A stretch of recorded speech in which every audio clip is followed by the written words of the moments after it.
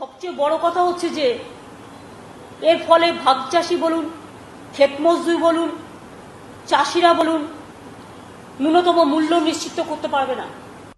इतने बड़े व्यवस्था परिवर्तन के बाद कुछ लोगों को अपने हाथ से नियंत्रण जाता हुआ दिखाई दे रहा है।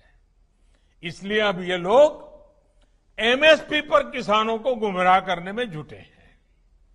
ये वही लोग हैं जो बरसों तक एमएसपी पर स्वामीनाथन कमेटी की सिफारिशों को अपने पैरों के नीचे दबाकर बैठे रहे।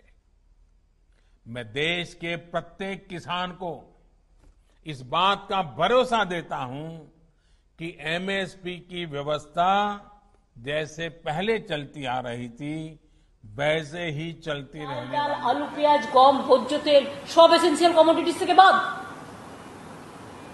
তো আগামী দিন তো বাজারে কিছুই পাবেন না। एसेंशियल कमोडिटी एक्ट के कुछ प्रावधान हमेशा आड़े आते रहे हैं। बदलते हुए समय में इसमें भी बदलाव किया है। दालें, आलू, खाद्य तेल, प्याज जैसी चीजें अब इस एक्ट के दायरे से बाहर कर दी गई है।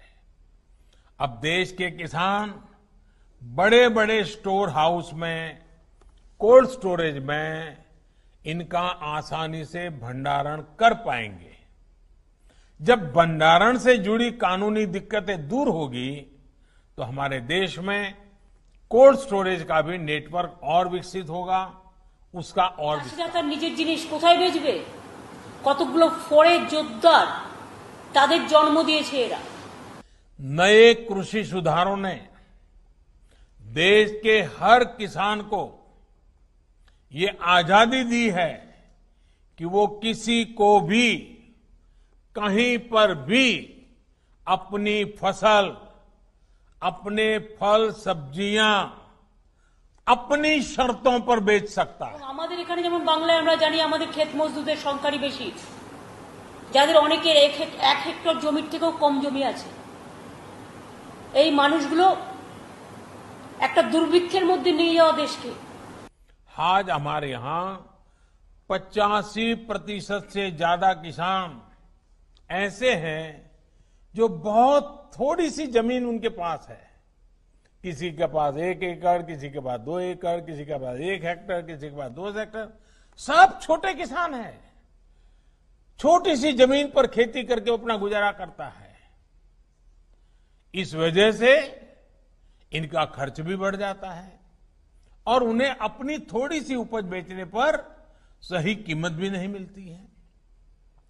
लेकिन जब किसी क्षेत्र के ऐसे किसान अगर एक संगठन बनाकर यही काम करते हैं तो उनका खर्च भी कम होता है और सही कीमत भी सुनिश्चित होती है।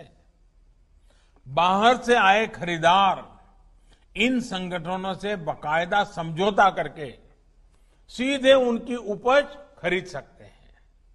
ऐसे में किसानों के हितों की रक्षा के लिए ही दूसरा कानून बनाया गया है। एक ऐसा अनोखा कानून है जहां किसान के ऊपर कोई बंधन नहीं होगा। किसान के खेत की सुरक्षा, उसकी जमीन की मालिकी की सुरक्षा, किसान को अच्छे बीज, किसान को अच्छी खाद, सभी की जिम्मेदारी जो किसान के साथ कॉन्ट्रैक्ट करेगा उस खरीदार की होगी। किसान से जो समझौता करेगा उस समझौता करने वाले की होगी। আজকে রাজ্যের সব ক্ষমতা কেড়ে নিয়ে, কৃষকদের সব ক্ষমতা কেড়ে নিয়ে, গরিব ক্ষেত মজদুরদের সব ক্ষমতা কেড়ে নিয়ে কয়েকটা ভুইফোর যোদ্ধাদের হাতে সমস্ত জমির মালিকানা দিয়ে দেওয়া হচ্ছে। ये बड़ी महत्वपूर्ण बात है। ये जो दूध खरीदने का काम है वो तो डेयरी कर लेती है, लेकिन पशु का मालिक तो पशुपालक या किसान ही रहता है। पशु का मालिक कोई और नहीं बनता है। वैसे ही जमीन का मालिक किसान ही रहेगा। ऐसे ही बदलाव अब खेती में भी होने का मार्ग खुल गया है।